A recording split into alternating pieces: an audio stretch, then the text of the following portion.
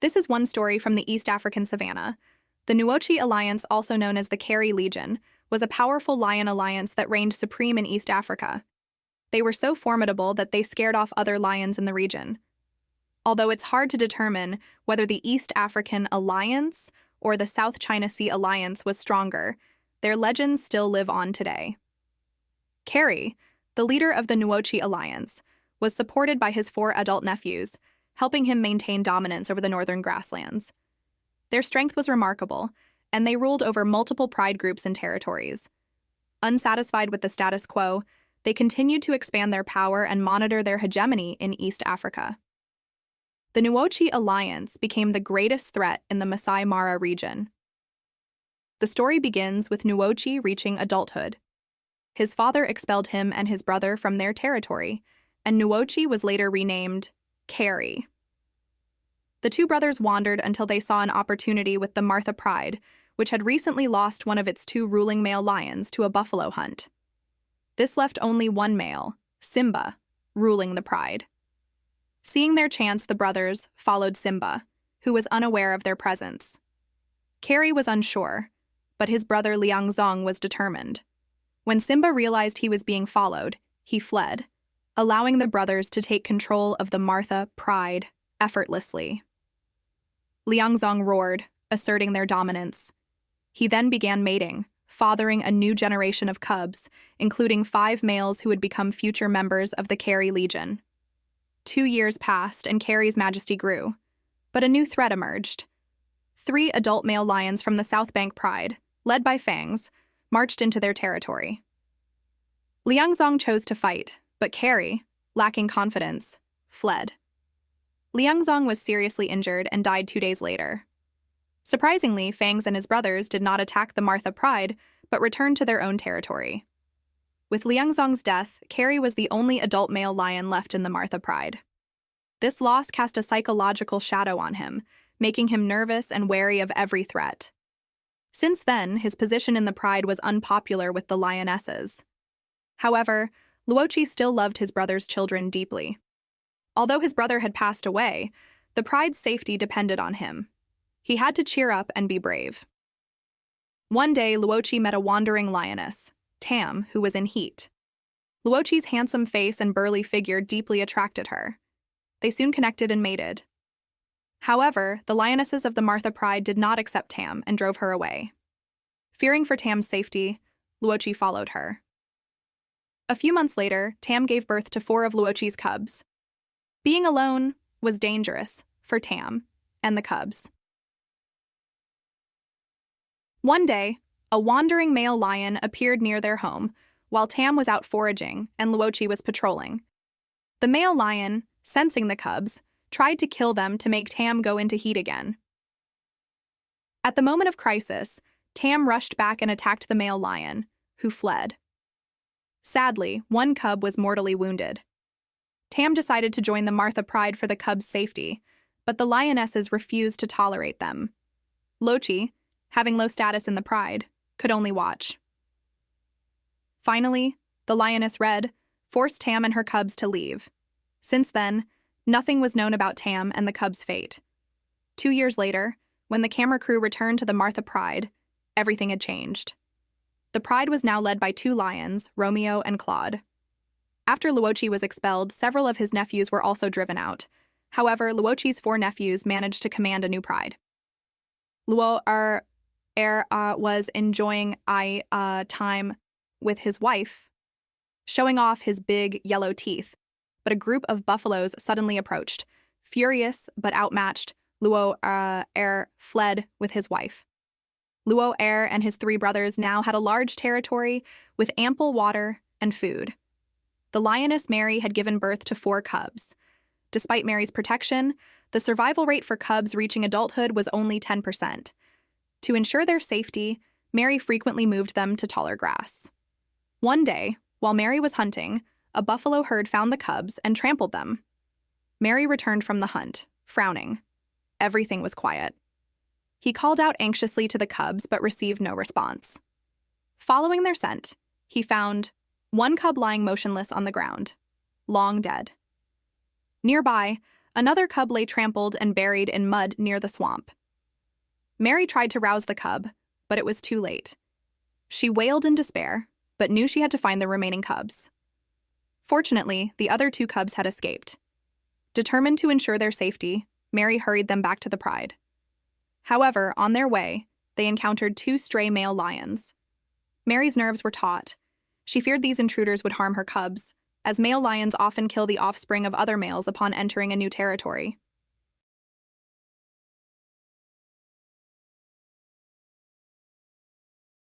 Having just lost 2 cubs, Mary was desperate to protect the remaining ones. Despite the odds, she confronted the male lions, willing to risk her life. As she chased one away, the other seized the opportunity. By the time Mary realized, it was too late. The cubs' screams echoed, and when she reached them, one more cub was dead, killed by the male lion who then swaggered away. 3 cubs had died in one day. The Nuochi Alliance's territory was too vast to be fully guarded, costing Mary dearly. Her mournful wailing reached the Nuochi brothers, who sensed intruders and began roaring, a sound that could travel for miles, both a warning and a rallying call. The 4 brothers started searching day and night for the intruders, demonstrating their power. In fact, there were 4 young male lions invading, but they were no match for the experienced Nuochi brothers. After a brief clash, the young invaders were forced to leave, pursued relentlessly, until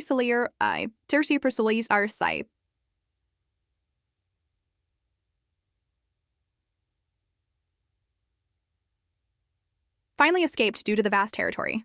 The conflict ended temporarily, but a greater war loomed. A large river marked the border between 2 lion colonies. On the other side, the South Bank Pride had a male lion named Fangs, known for his cracked canine teeth, ruling over them. Fangs, the murderer of Liangzong, now stood alone after losing his brothers to illness and disappearance. The large river, teeming with dangers, had protected the South Bank Pride from outside invasion. The Pride lived a peaceful life under the leadership of an old lioness. He has the most experience. The Lion Pride's harem and food supply are led by him. He also has a 6-month-old daughter, Marla. Leila has served the Pride for most of his life, and his leadership is nearing its end. One day, a hippopotamus carcass washed ashore, providing a meal for the South Bank Pride.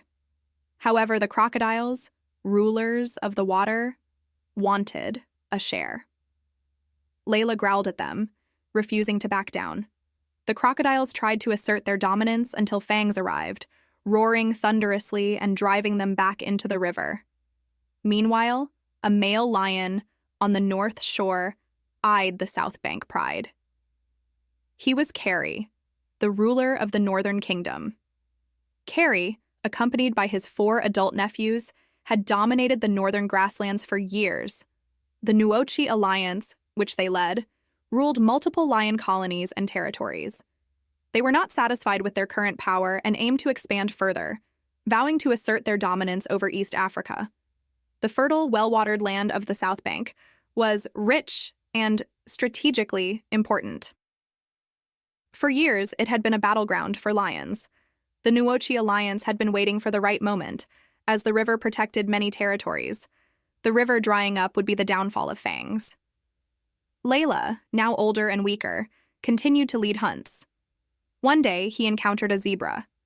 Despite being kicked hard by the zebra's powerful hind legs, Leila managed to bring it down.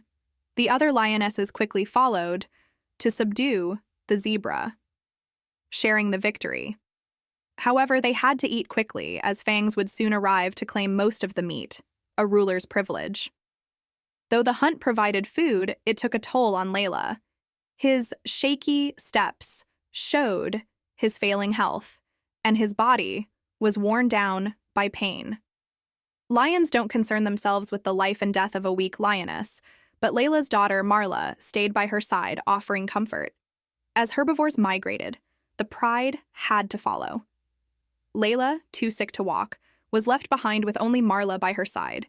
He needed rest to recover, but the Pride abandoned him. Desperately, Leila roared, but the Pride had moved on. Determined, Leila forced himself to stand for his daughter's sake. After 2 days, Leila finally caught up with the Pride, arriving at a critical moment. The water level had dropped sharply, signaling an impending invasion. Cary saw this as an opportunity and, along with his nephew Noah, prepared for the attack. You cross the river overnight. At this time, the South Bank Pride has traveled a long distance and is already exhausted. Fang Fang vaguely senses an intruder and roars a warning to stay away from his territory. But Cary dismisses him as a mad dog. The revenge for the murder of his kin is irreconcilable. Cary and his nephew rush towards Fang Fang, his old adversary. Cary is no longer the insecure, cowardly Lion King he once was. Fang Fang, realizing he cannot win, chooses to abandon his pride and flee alone. Without Fang Fang, the leaderless group falls into crisis. As Cary prepares to take over, Leila, the lioness leader, steps forward. She knows that the new lion will kill all the cubs, but a mother always stands before her children. Despite being severely injured, Leila stands between the cubs and Cary.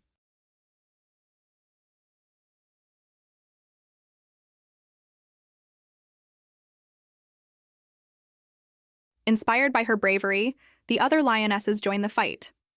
This time, Cary underestimates his enemies. The united lionesses catch Cary and his nephew off guard, forcing them to retreat. The South Bank Pride, led by the determined lionesses, saves their cubs this time. However, Cary will return with more help, bringing his nephews. The lionesses' bravery not only saves their cubs, but also spares Fang Fang's life. But how long can his dynasty last? The defense costs Leila dearly. Already injured, she is now gravely wounded. Sensing she has only a few days left, Leila works to strengthen her bond with her sisters, ensuring they will care for her daughter, Mara. Once Mara is accepted by the Pride, Leila knows it is time to leave. She takes a final look at her daughter, then silently walks away, seeking a quiet place to die. Mara, not fully understanding, searches for her mother's scent, but finds nothing. From today, Mara must learn to fend for herself. Leila's life, though great, ends in desolation. A few months later, Mara has integrated into the Pride and is now over a year old. But a new crisis looms. Cary and his nephews return, determined to take over the South Bank Pride once and for all. As they approach, Fang Fang flees without looking back. The invaders then attack the female Pride with overwhelming force. The lionesses dare not resist, and all the subadult lions are expelled. Mara also flees, losing everything. In the days to come, Mara will be alone, while the Nuochi Alliance continues its territorial expansion and hegemony. And so, the story ends. See you next time.